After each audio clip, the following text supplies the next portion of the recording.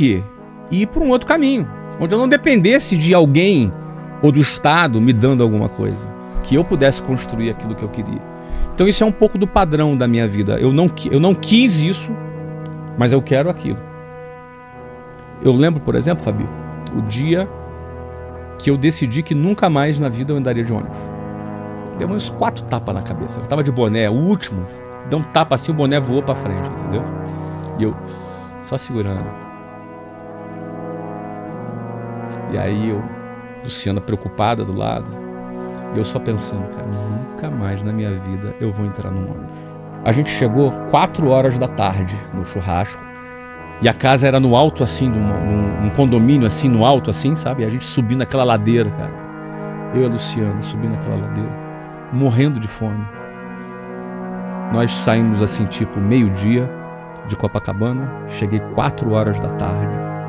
Cheguei lá, todo mundo na piscina, o churrasco já tinha acabado, tinha só aquelas carnes queimadas lá no churrasco, eu e Luciana, e aquele dia eu falei, nunca mais na minha vida eu entro num ônibus.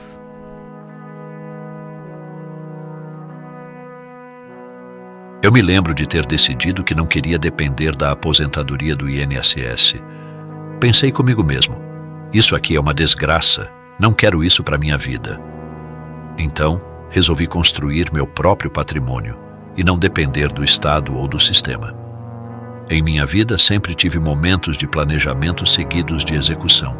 Por exemplo, quando decidi que queria passar no Colégio Naval, planejei estudar várias horas por dia e depois simplesmente executei o plano.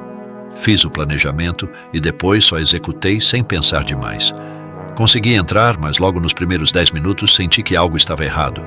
Passei 2 anos nesse limbo até que fui expulso. Foi um alívio. Então fiz um novo plano: entrar na faculdade. Estudei e me preparei e passei. No entanto, minha faculdade começava em agosto e eu estava em fevereiro. Resolvi arrumar um bico para ganhar alguma experiência. Nesse emprego, conheci uma mulher e pensei, o que ela tem que eu não tenho? Olha como estou atrasado. Decidi que queria ter o que ela tinha, mas isso entrou em conflito com meu plano original de fazer faculdade. Então, tive que escolher: faculdade ou vendas. Optei por vendas e decidi trancar a faculdade seguindo o conselho da minha mãe. Até hoje a faculdade está trancada.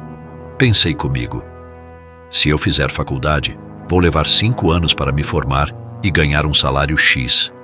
Aqui, nesse trabalho, se eu chegar a gerente, vou ganhar esse mesmo salário em 6 meses. Isso me motivou a focar no trabalho. Liguei para a Luciana e disse, vamos casar no ano que vem. Estava confiante de que conseguiria chegar a gerente em pouco tempo. Cheguei a gerente em 2 meses e meio, muito antes do esperado. Minha visão era clara: usar a Luciana como meu estímulo para chegar mais rápido ao meu objetivo. Casamos em 1992, exatamente como planejei. A partir desse ponto, eu só tinha que executar meus planos e parar de pensar demais. Planejei e executei. Sei que muitas pessoas se encontram em situações semelhantes, onde entraram em um modo automático e acham que não podem voltar atrás. Mas sempre podemos reavaliar e mudar de direção se necessário.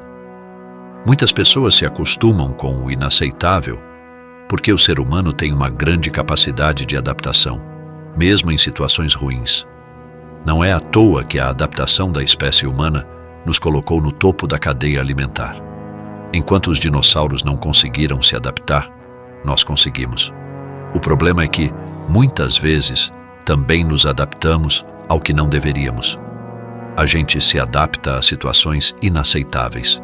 Imagine que você more na beira de um rio e, com o tempo, esse rio começa a feder. É horrível, mas a pessoa se acostuma com o cheiro porque é a casa dela. Essa adaptação ao inaceitável faz com que as pessoas tolerem situações intoleráveis durante a vida inteira. Meu padrão de pensamento foi muito moldado pela minha preparação para o Colégio Naval. Isso me mostrou que, por mais difícil que fosse, eu conseguiria lutar pelo que queria até alcançar meus objetivos. Em um determinado momento, percebi que meu próximo passo seria abrir meu próprio negócio. Mesmo ganhando bem, não tinha recursos suficientes para isso. Eu não tinha herança nem ajuda familiar, Então recorri a empréstimos bancários com taxas de juros altíssimas, como 12% ao mês no cheque especial. A pergunta que eu me fazia era: sou capaz? E eu tinha certeza de que sim. Não era uma certeza desvairada ou um otimismo barato de que tudo daria certo. Minha certeza era baseada em dados e informações.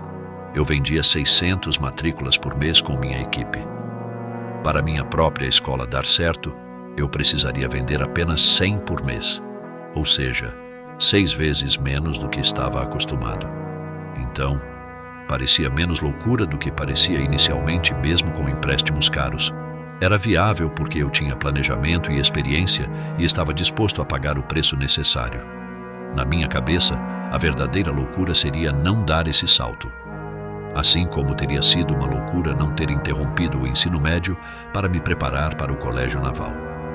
Meu pensamento sempre seguiu esse padrão, que é inverso ao comum.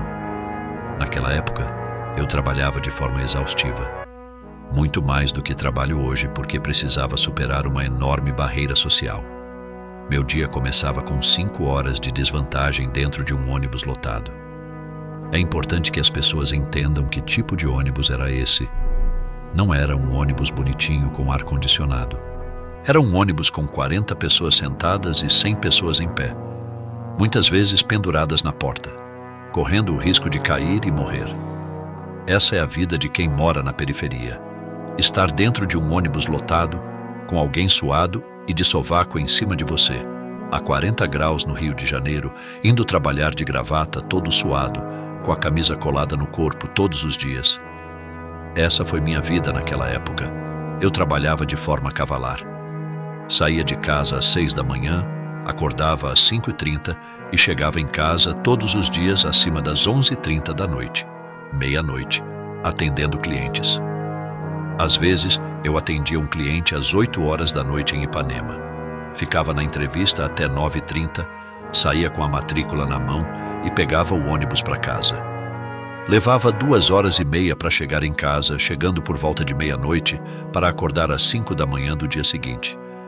Era uma rotina extenuante, mas necessária para sair daquela realidade. Se pudesse deixar uma caixa de ferramentas para quem busca sucesso, diria que ele é algo muito subjetivo. Meu processo começou com a rejeição do caminho tradicional. Eu fui bem-sucedido no caminho tradicional. Passei em concursos difíceis, entrei nas melhores faculdades, mas decidi sair desse caminho porque, ao conhecer outras opções, percebi que havia alternativas melhores e mais rápidas, onde eu poderia ganhar o que quisesse.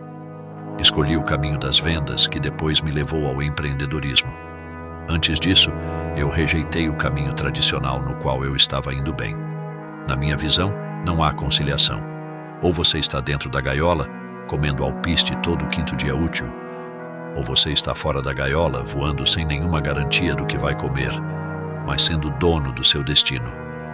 Percebi isso aos 19 anos, quando fiz a escolha consciente de que queria construir um patrimônio e não depender do Estado ou do sistema. Com o tempo, criei a imagem do sistema na minha cabeça, onde a Marinha representava o sistema para mim.